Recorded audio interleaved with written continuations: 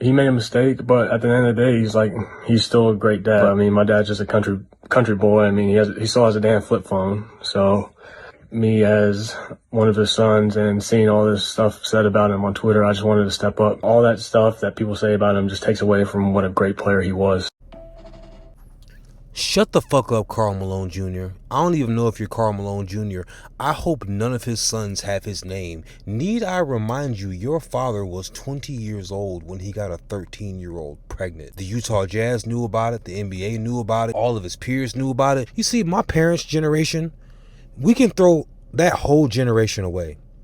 Because y'all claim to want to protect girls so much, but you let girls get assaulted, raped, statutory raped.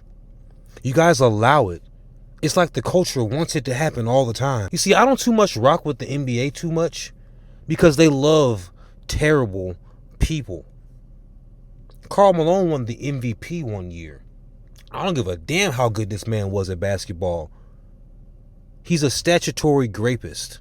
And I don't give a shit how his sons feel about it. I pray to God there isn't an actual Karl Malone Jr. None of those little niggas should have his name. Karl Malone is a fucking... He's not even a scumbag. That's disrespect to scumbags. He's an evil, evil, evil man. He's saying, oh, he's just a country man. Who gives a fuck about how country you is? Well, back to the NBA. You know, out of all the wonderful people that can make the face of the NBA right now, do you know who they were trying their hardest to make the face of the NBA? The man who got a woman pregnant and publicly told the world, I'm trying to pay this woman so I never have to hear from her or this baby again. You see, we live in a society where people think money is everything. So it's okay if Anthony Edwards can be a deadbeat dad because he could hoop. Jason Tatum's a good man. Jaylen Brown's a good man. Shai Gilgeous-Alexander's a good man. But no.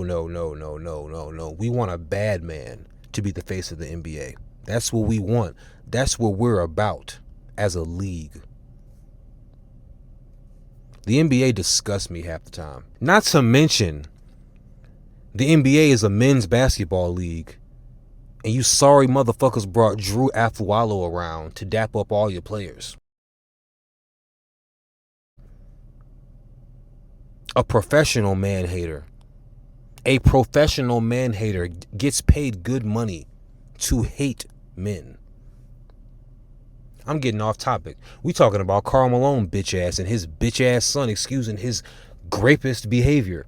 You know, it's gotta suck to not realize that your dad is a bitch.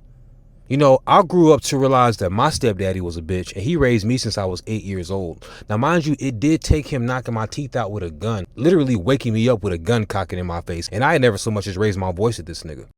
Jacob S. Blake III, father of Jacob Blake, that man who was shot in the back by police in Kenosha, Wisconsin. Even though he never took financial care of his son growing up, he's here to capitalize on the clout gained from his son getting and shot. Obviously, when I'm being put outside at gunpoint, and then I'm outside calling to see where I'm gonna stay, calling for a ride, he comes outside to assault me with the gun and knock my teeth out with it.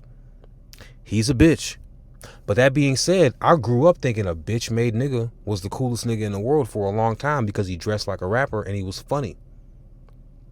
But when it came to the mothers of his children, the illegitimate children he had, because these women were just laying down making babies with a married man who was a scumbag, a known scumbag, he literally said, I'll never give none of them bitches no money.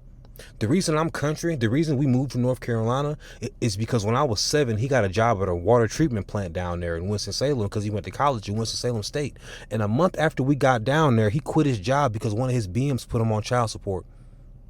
And from that point forward, he worked for himself, but like under the table, hustling and shit, so nobody would ever come after him for child support.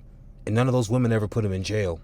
But what they did do was let him come around whenever he felt like it to play dad and damage those kids, even though he wouldn't put no food in nobody's mouth except for when he came around. Because once again, I'll never give none of them bitches no money. He said that shit all the time. It was his catchphrase. You could ask my Auntie Amy. But that being said, it has to be terrible to not realize that your dad is kind of a bitch. Just like this guy right here. And by the way, Karl Malone isn't kind of a bitch. He a full-blown bitch. Fuck Karl Malone. My dad met my mom at a club, right? And they're going to come on the podcast eventually to tell this story. But they met at a club, right? My dad was obliterated drunk. And my mom was dancing, right? My dad spilled a beer all over my mom. And now my mom, if you know Arnita, she don't play that. No. And my dad goes, I'm sorry. Honestly, what a comeback story, because they've been married for like 30 years. Yeah, it's sick. He stalks her from that moment on, to the point the second time he saw her, he followed her to a Michael Jackson concert. You started this How I Met Your Mother story by saying your father was stalking her. All right. He stalks her from that moment on, to the point the second time he saw her, he followed her to a Michael Jackson concert. And was 2 rows behind her. How he found that information, I have no clue. Yeah, that is marvel. Went to her job. Yeah. By the way, Why are we smiling while we tell this story? Your father was a stalker. Your father was a creep. Your father saw one woman drunk in a bar and fixated on her. Your father is Joe from You. Your mother, to this day, may be in danger. But I'm gonna let you finish though. by the way, my mom is not entertaining him. Yeah. She said, get away. Went to her job and found her car and cleaned it. Cleaned her car while she's on the clock. What did he say? He said he'd leave a rose or something? Yes, yeah. What a dog, He would just stalk her and just stalked her. To the point where she finally gave him a chance. After 2 weeks of dating, he proposed to her with a stuffed dog, and she goes, no.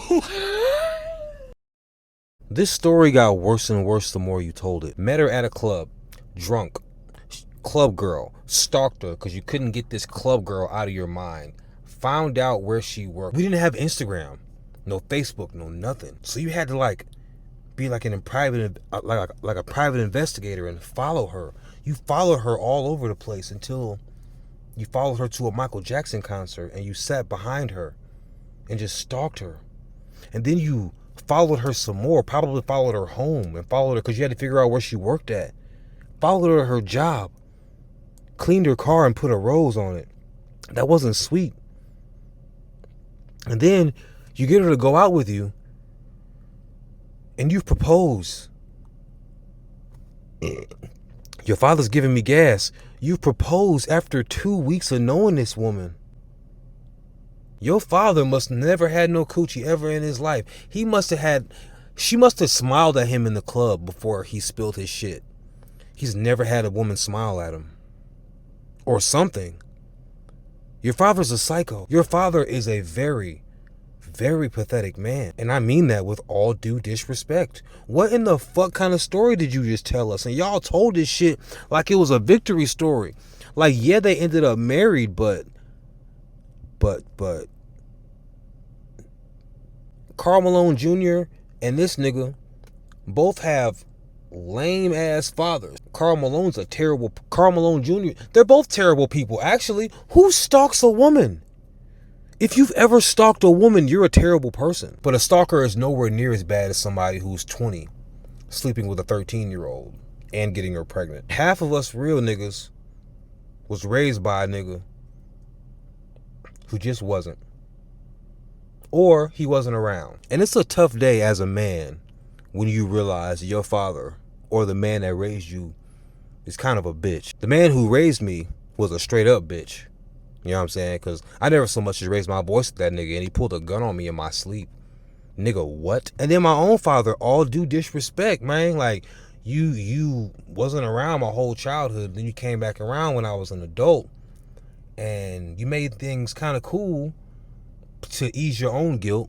But then after you stopped being guilty or feeling guilty, you started acting like a bitch. But even before that, I seen the bitch in you when it came to these women. I'll never forget the day I realized it, man. I was like, no, Dad, it's hard. One of the most difficult things in the world to do is accepting the fact that your daddy is a bitch.